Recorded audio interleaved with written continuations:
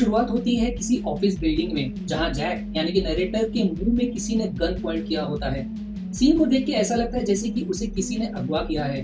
Jack यानी कि narrator अपनी लाइफ की कहानी ऑडियंस को बताते देखा गया है। आज वो जिस सिचुएशन में फंसा है वो सब एक लड़की के कारण है जिसका नाम मार्ला सिंगर है। जैक अपने प्रेजेंट सिचुएशन की हालत के बारे में बता रहा होता है। अपनी कहानी को एक्सप्लेन करने के लिए मूवी पहले के समय में शिफ्ट होती है। मूवी का सीन शिफ्ट होता है एक सपोर्ट ग्रुप पर, जो कि एक तरह का कैंप होता है जहां वो लोग मिलते हैं जिन्हें किसी तरह की सीरियस बीमारी या उनकी दिमागी हालत ठीक नहीं होती।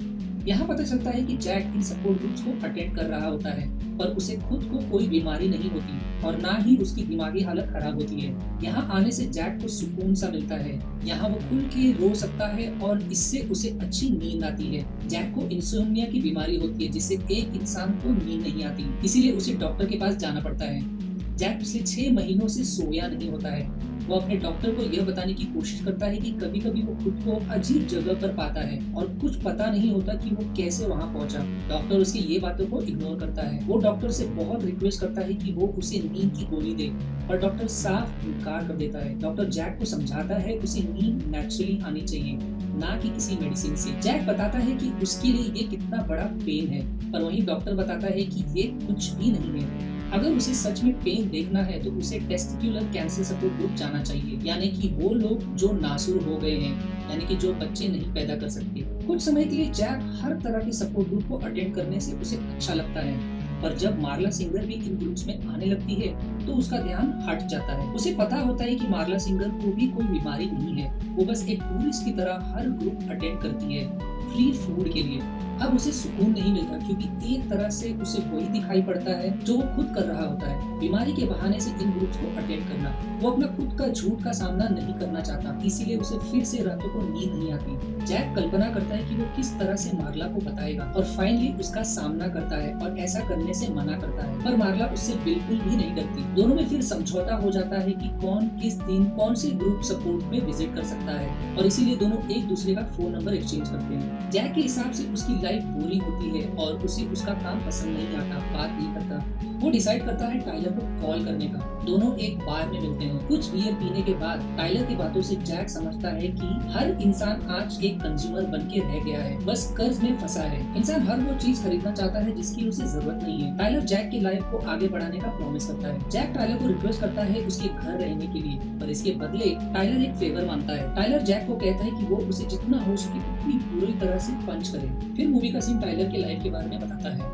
टाइलर नाइट टाइम जॉब करता है एज अ प्रोजेक्शनिस्ट, जहाँ वो पोर्नोग्राफी के क्लिप पिक्चर फैमिली के मूवी में एडिट करके ऐड कर देता है, और वो एज अ वेटर भी काम करता है जहाँ होटल के खाने को दूषित करता है। मूवी का सीन फिर से टाइलर और जैक के फाइट सीन में आती है। जैक टाइलर के रिक्वेस्ट पर फाइनली टाइलर को कान पे पंच करता है। फिर टाइलर भी जैक को पेट में पंच करता है। दोनों को इस फाइट में काफी मजा आता है। उनके लिए वो एक तरह से एडवेंचरस होता है। फाइट के बाद दोनों भी टाइलर के घर रहने जाते हैं। टाइलर का घर सिटी से काफी दूर इंडस्ट्रियल जगह पर होता है। उसके घर में ऐसी कोई महंगी चीज नहीं होती जो जैक के पास थी। पानी तक साफ नहीं आता और बारिश के वक्त बेसमेंट में पानी भर जाता है, पर फिर भी जैक टाइलर के साथ उस घर में रहने लगता है। दोनों अभी भी फन के लिए एक दूसरे के साथ पब्लिकली फाइट जारी रखते हैं। उनकी फाइट्स लोगों को अट्रैक्ट करती है और उन्हें उनका क्लब ज्वाइन करना होता है, और इसी तरह उनका ग्रुप बनता है जिसे टाइलर फाइट क्लब नाम देता है। इस क्लब का लोकेशन उसी लुइस बार का बेसमेंट में होता है जहां टाइलर और जैक पहली बार मिले थे। काफी लोग इस क्लब को ज्वाइन करते हैं। इन सभी लोगों की भी लाइफ जैक की तरह होती है, जो अपने लाइफ से खुश नहीं होते। ये क्लब उन्हें अपनी मर्दानगी और पहचान बनाने में मदद करती है। टाइलर इस फाइट क्लब के कुछ रूल बनाता है, जैसे कि फाइट क्लब का पहला नियम कि आप फाइट क्लब के बारे में कभी बात नहीं करेंगे। फाइट क्लब का दूसरा रूल, आप फाइट क्लब के बारे में कभी बात नहीं करेंगे। तीसरा नियम, कोई व्यक्ति रुक जाए फाइट करते करते या टायर्ड हो जाए तो लड़ाई वहीं खत्म हो जाएगी। चौथा नियम, एक लड़ाई में केवल 2 लोग होंगे। पांचवा नियम, एक समय में एक फाइट। छठवां नियम, कोई शर्ट नहीं, कोई जूते नहीं। सातवां नियम, फाइट तब तक चलेगी जब तक वो चल सकती है। और आठवां और अंतिम नियम, अगर फाइट क्लब में पहली रात है तो उसे लड़ना होगा।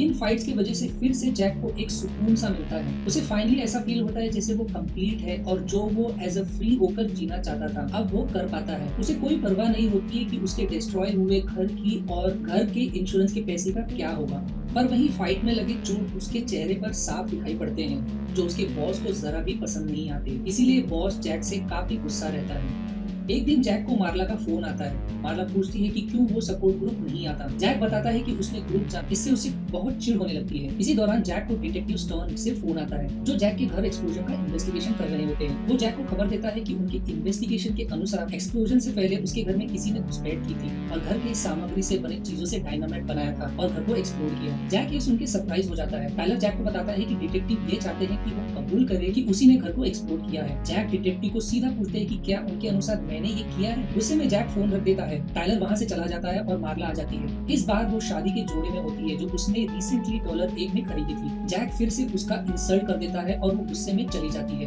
जैक टाइलर को पूछता है कि वो आज रात क्या कर रहा है। टाइलर कहता है कि आज दोनों साबुन बनाएंगे। जैक और टाइलर एक क्लिनिक जाते हैं जहाँ से वो ह्यूमन फैट चुराते हैं। टाइलर उन फैट की मदद से सोप बनाकर उन्हें बेच के पैसे बनाने का प्लान होता है। इसी बीच टाइलर जैक का हाथ पकड़ लेता है और एक कंटेनर में पड़े लिक्विड उसके हाथों पर गिरा देता है, जिससे जैक को भयानक दर्द होने लगता है। वो बहुत रिक्वेस्ट करता है टाइलर को कि उसका हाथ छोड़ दे। टाइलर जैक को बताता है कि अगर वो दर्द को एक्सेप्ट कर ले तो वो इस दर्द को झेल पाएगा। जैक को समय लगता है उसकी बातों को पूरी तरह समझने के लिए, पर फाइनली वो समझ जाता है और पेन की दर्द से सक्षम हो जाता है। जैक की मुलाकात उसके अच्छे दोस्त बॉब से होती है, जो उसे टेस्टिकुलर ग्रुप में मिला था। बॉब जैक को बताता है कि वो अब फाइट क्लब का मेंबर है। ये सुनकर जैक उसके लिए खुश हो जाता है, पर बॉब को अभी भी पता नहीं है कि इसका फाउंडर जैक है, क्योंकि दोनों भी फाइट क्लब अलग अलग दिन जाते हैं। और भी न्यू मेंबर्स का ग्रुप में ऐड होना टाइलर को पसंद नहीं आता, क्योंकि इसका मतलब ये है कि लोग ग्रुप का पहला नियम तोड़ रहे हैं, ग्रुप के बारे में किसी को भी ना बताना। टाइलर सभी मेंबर्स को एक असाइनमेंट देता है कि उन्हें स्ट्रेंजर्स के साथ फाइट करना है बिना कारण के और उनसे फाइट हार जानी है। ग्रुप के सभी मेंबर्स अपना असाइनमेंट कंप्लीट करते हैं और इसी तरह और भी न्यू मेंबर्स ग्रुप में ऐड होते हैं। जैक डिसाइड करता है अपने बॉस से एक डील करने की कि वो कंपनी के सीक्रेट्स किसी को नहीं बताएगा, पर इसके बदले उसे कभी ऑफिस ना आना पड़े और उसे सैलरी भी मिलती रहे।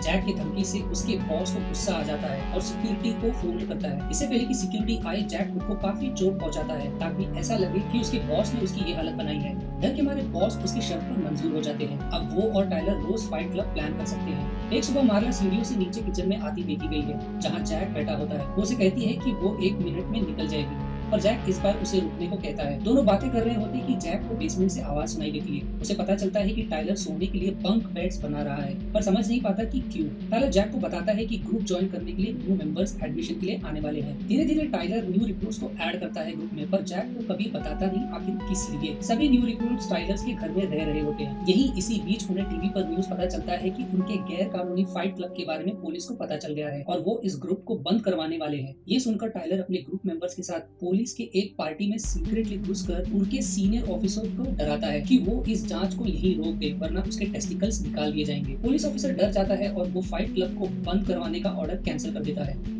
जैक टाइलर से कार में आर्ग्यूमेंट करता है कि क्यों इन सब प्लान के बारे में उसे नहीं बताया गया।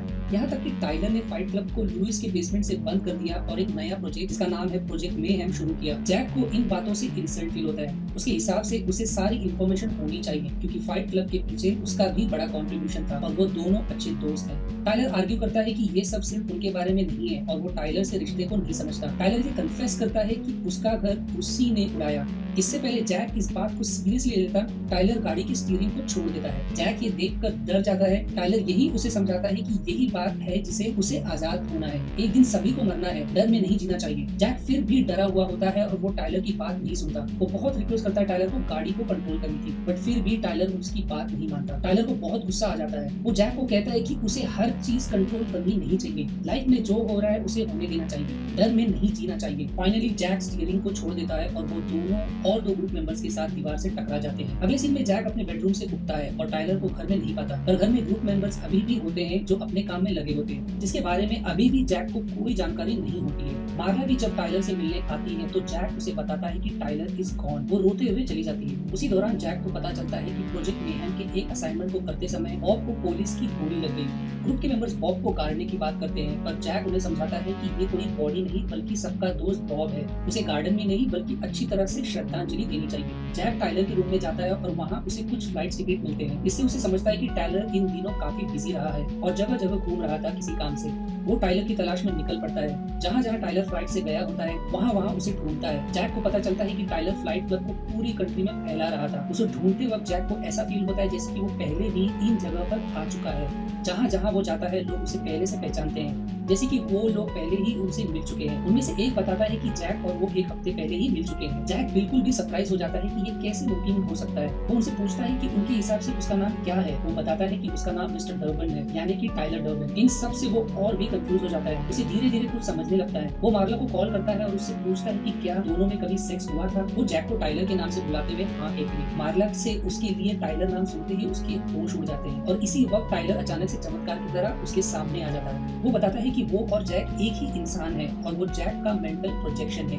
ये सुनकर जैक बेहोश हो जाता है। जैक की नींद खुलती है और वो तुरंत अपने घर जाता है। वहाँ उसे टाइलर के सारे प्लान को देखकर कंफर्म हो जाता है कि टाइलर और कोई नहीं बल्कि वो खुद है। प्लान्स को देखकर उसे समझता है कि टाइलर ने as a part of project mayhem city के मेजर क्रेडिट कार्ड कंपनी के हेडक्वार्टर्स को उड़ाने का प्लान बनाया है, जिससे लोगों के लोन रिकॉर्ड्स क्लीन हो जाएंगे। किसी का भी कोई लोन का रिकॉर्ड नहीं होगा और लोग फ्री हो जाएंगे। जैक को समझता है कि शुरू से ही वो अपने काल्पनिक परछाई टाइलर से बात कर रहा था। उसे डिसएसोसिएटिव आइडेंटिटी डिसऑर्डर हो गया है। वो और कोई इंसान नहीं बल्कि खुद ही मार्ला के साथ अब तक सेक्स कर रहा था। जैक उन प्लान के एविडेंस को कलेक्ट करके डिटेक्टिव स्टोन के पास जाता है और खुद को अरेस्ट करने का रिक्वेस्ट करता है। डिटेक्टिव स्टोन जैक की बातें सुनकर इंटरोगेशन रूम छोड़कर कुछ ऑफिसर के साथ बाहर जाते हैं। डिटेक्टिव स्टोन के बाहर जाने पर रूम के ऑफिसर्स बताते हैं कि वो फाइट क्लब के मेंबर्स हैं। टाइलर ने उन्हें कहा था कि अगर किसी ने भी उसके प्रोजेक्ट को डिस्ट्रॉय करने की कोशिश की तो उसके टेस्टिकल्स निकाल लिए जाएंगे, फिर चाहे वो खुद टाइलर या जैक ही क्यों ना हो। ऑफिसर्स उसके टेस्टिकल्स निकालने ही वाले होते हैं कि जैक किसी तरह वहां से बाहर निकलता है। जैक बचते बचते एक क्रेडिट कार्ड कंपनी के हेडक्वार्टर्स जाता है। वहां उसे गैराज में एक वैन मिलती है जो सोप से बने एक्सप्लोसिव से लोडेड होता है। उसी वक्त टाइलर फिर उसके सामने आता है। जैक किसी तरह बॉम्ब को डिफ्यूज करने की कोशिश करता है पर टाइलर उसे ऐसा करने नहीं देता। टाइलर जैक को फाइट में बुरी तरह हराता है और फिर जैक खुद को उस सीन में पाता है जहां से मूवी की शुरुआत हुई थी। यहाँ अब हम मूवी के प्रेजेंट में हैं। टाइलर वेट कर रहा होता है कि कुछ ही मिनट्स में सारे बॉम्ब एक्सप्लोड होंगे।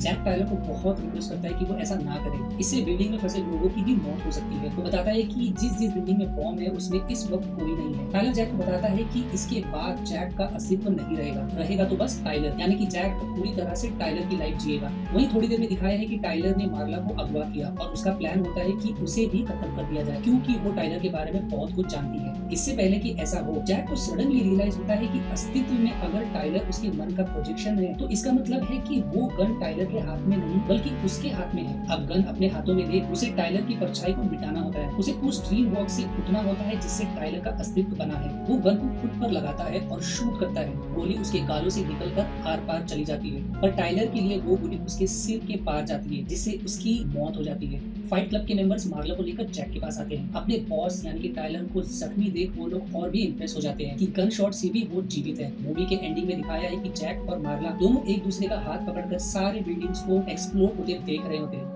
जैक एंड में कहता है कि मुझे मेरी लाइफ में तुम बहुत ही इंटरेस्टिंग समय पर मिली हो और यही मूवी खत्म हो जाती है। ये